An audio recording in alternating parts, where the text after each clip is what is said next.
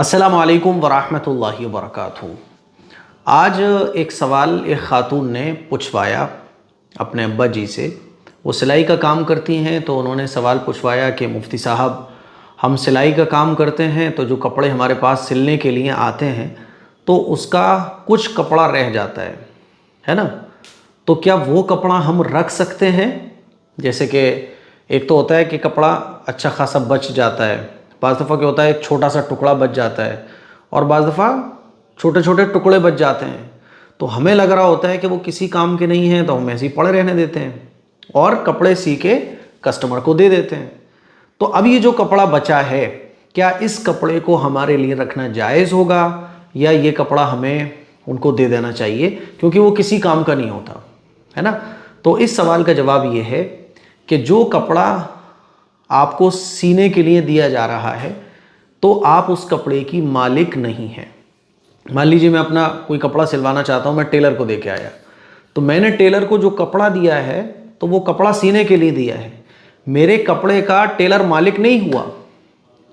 کپڑا سیے گا ٹیلر اور سینے کی اپنی اجرت، اپنا اماؤنٹ مجھ سے لے لے گا۔ اسی لیے جو کپڑا بچ جائے، چاہے وہ چھوٹا ہو چاہے وہ بڑا ہو، چاہے اس کے 10 ٹکڑے ہو گئے ہوں چاہے 15 ٹکڑے ہو گئے ہوں، آپ کو چاہیے کہ آپ اس کو جمع کر کے جو آپ نے کپڑے سیے ہیں اسی میں آپ رکھ دیں، ہے نا؟ اچھا، بعض دفعہ اتنے چھوٹے چھوٹے ٹکڑے ہو جاتے ہیں کہ ہمیں لگتا ہے کہ یار اس کا تو کیا یوز ہوگا، رہنے دو، جانے دو، تو نہیں، آپ وہ بھی جمع کیجئے، اور جو کپڑے آپ سی کے دے رہے ہیں تو جو کسٹمر ہے آپ اس سے بولیے کہ بہن یا بھائی صاحب، آپ کا یہ کپڑا بچ گیا ہے، کیا آپ کی ضرورت کا ہے یہ کپڑا یا میں اس کو اپنے پاس رکھ لوں؟ اگر کسٹمر بول دے کہ نہیں آپ اس کو رکھ لوں، مجھے اس کی ضرورت نہیں ہے، تب تو آپ اس قطرن ہو چاہے اتنا سا ٹکڑا کیوں نہ ہو کپڑے کا، تب تو آپ رکھ سکتے ہو اگر وہ اجازت دے رہا ہے، کیونکہ وہ کپڑے کا مالک ہے، آپ کپڑے کے مالک نہیں ہیں۔ اور وہ بول رہا ہے کہ نہیں میرا کپڑا سارا رکھ دو، تو پھر آپ بچا ہوا جتنا کپڑا ہے آپ اس کے اندر رکھ دیجئے، اس کو دے دیجئے، کیونکہ آپ اس کی مالک نہیں ہیں۔ تو یہ بہانے ہیں کہ بچ گیا، چلو جانے دو، اس کے کیا یوز میں آئے گا، اس کے یوز میں آئے نہ آئے، جو بھی کپڑا کترنے چھوٹے چھوٹے ٹکڑے جو بھی بچیں آپ اس کو جمع کر کے اس کو دے دیجئے۔ اب وہ چاہے گا تو لے جائے گا، نہیں چاہے گا تو بول دے گا نہیں اس کو تو آپ ہی رکھ لو، مجھے ضرورت نہیں ہے۔ اگر وہ یہ بول دے کہ آپ رکھ لو تو پھر آپ کے لیے اجازت ہے، پھر آپ کے لیے اس کا استعمال بھی جائز ہوگا۔ دیکھو، کاروبار یہ چھوٹی چھوٹی چیزیں ہوتی ہیں جو ایمانداری کو، امانت داری کو ظاہر کرتی ہیں، دنیا والوں کے لیے نہیں، اللہ کے نزدیک۔ تو ان چھوٹی چھوٹی چیزوں کو جن کو ہم بہت معمولی سمجھتے ہیں، ارے یار اس میں کیا ہو رہا ہے، یہ چھوٹی چھوٹی چیزوں پہ اگر آپ عمل کرو گے تو انشاءاللہ اللہ تعالیٰ رزق کے دروازے بہت کھولے گا، بہت کھولے گا۔ سمجھ رہے ہو؟ یہ چھوٹی چھوٹی چیزوں کا خیال کرنا بہت ضروری ہے۔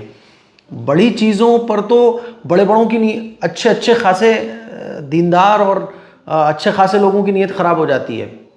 چھوٹی چیزوں میں ایمانداری دکھانا، 1 روپیہ کسی کا رہ گیا تو فکر سے اس کا 1 روپے کا حساب رکھنا، چھوٹی چھوٹی چیزوں میں ایمانداری کا خیال کرنا، یہ آپ کے اللہ سے ڈر، اللہ سے آپ کے تعلق کو ظاہر کرتا ہے۔ اسی لیے اس طرح کی چیزوں کا خیال کرو، انشاءاللہ اللہ تعالیٰ آپ کے کاروبار میں خوب برکت دے گا۔